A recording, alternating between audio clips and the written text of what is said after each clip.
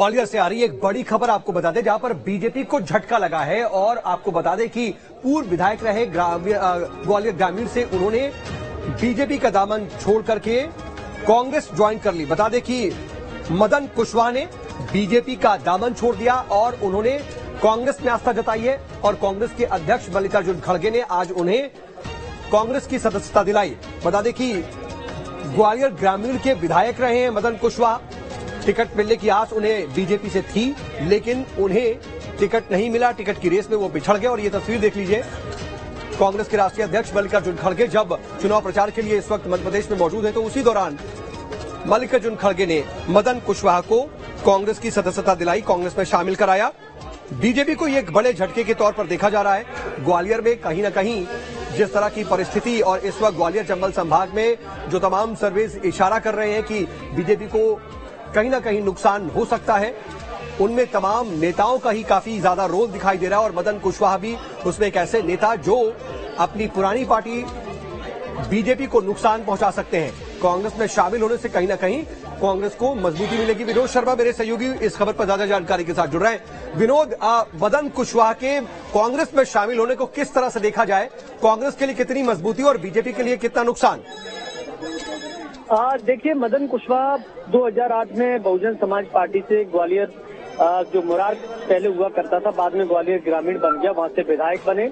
उसके बाद 2018 में वो कांग्रेस के टिकट पर चुनाव लड़े थे ग्वालियर ग्रामीण से, लेकिन भारत सिंह कुशवाहा भारतीय जनता पार्टी ने उनको हरा दिया।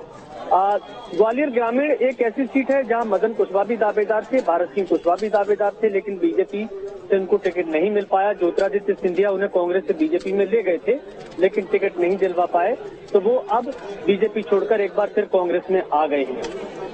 मदन कुशवाहा से जब हमारी बात हुई थी तो उन्होंने यही कहा कि मैं पार्टी में खुश नहीं था, वहाँ घुटन हो रही थी मुझे, और जो काम कर सकते थे वो काम उनको नहीं दिया जा रहा था, इसलिए उन्होंने पार्टी छोड़ दी। अब कांग्रेस के लिए काम करेंगे। जहां तक नुकसान की बात है, तो ग्वालियर ग्रामीण में कुशवाहा समाज के वोटरों की संख्या अच्छी खासी है। ऐसे में वो जरूर भारत सिंह कुशवाहा का नुकसान कर सकते हैं, जो भारतीय जनता पार्टी के उम्मीदवार हैं। कुशवाहा समाज के वोटी हैं और मदन कुशवाहा भी हैं, तो ऐसे में कांग्रेस को फायदा इसका कहीं न कहीं मिल सकता है। ठीक है, लेकिन ऐसे समय में जब कहीं न कहीं बीजेपी को नुकसान की आशंका कहीं न कहीं कुछ सर्वेज और कुछ रिपोर्ट्स दिखा रहे हैं, ऐसे समय में मदन कुशवाहा का कांग्रेस में शामिल होना कांग्रेस को कितनी मजबूती दे देगा? और क्या वहां पर ग्वालियर ग्रामीण की जो राजनीतिक समीकरण की जो तस्वीर है वो बदलेगी कुछ?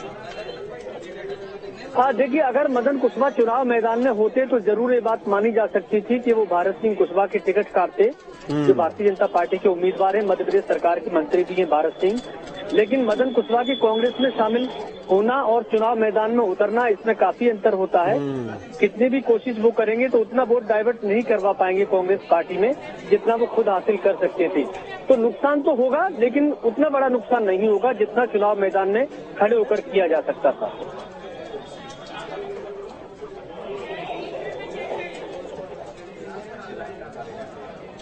ठीक है, तो अब देखना होगा कि क्या असर पड़ता है। आप नजर बना रखिएगा, आगे भी आपसे अपडेट के लिए जुड़ेंगे। फिलहाल के लिए बहुत शुक्रिया आपका विनोद।